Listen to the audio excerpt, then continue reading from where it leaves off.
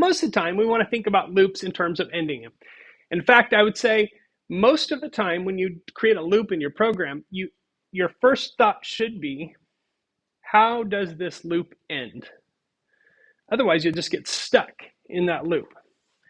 So one way to end a loop is through the changing of its conditional expression, right?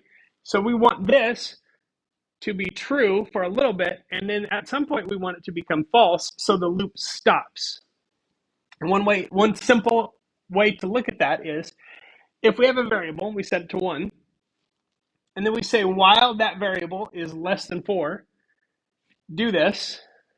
And the thing that we're doing is we're going to print something, and then we're going to increase that variable. So instead of, it's just like what we did with the counter, except now when we say, when the counter is no longer less than 4, then we're going to stop. So while it's less than 4, we're going to print something, it's true. So if we say while int counter is less than 4, how many times will that print? Look at the code. Tell me how many times it's going to print it's still true.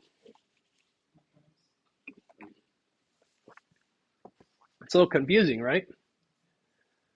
Let's run it.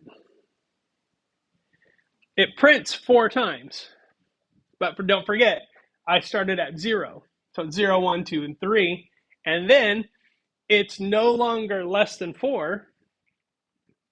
So what it does is it just stops. So it only stops because I don't have any more code after this. But if I had some code here on line 7, then when it finished doing the loop, it would just move on to line 7. It keeps going. So if we want to do this, that is how we would use a conditional variable. Now, if I start this at 1, if I start the counter at 1, then it prints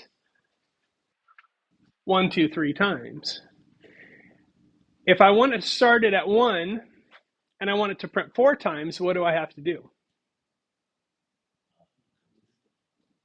What's that? I could increase the 4 to 5, or I could say greater than or equal to 4. Both of those work. Both of those have the same impact. But it's important to, when you're thinking about loops and how many times you want something to loop, to think about where you're starting and what the condition is and where you might use those variables in your code, because that impacts all of that stuff. How many times you do something, you want to think that through. And sometimes it's useful just to like test it out and see if it works the way you think it's going to. Sometimes that's easier than just abstractly figuring it out in your brain. So that's one way to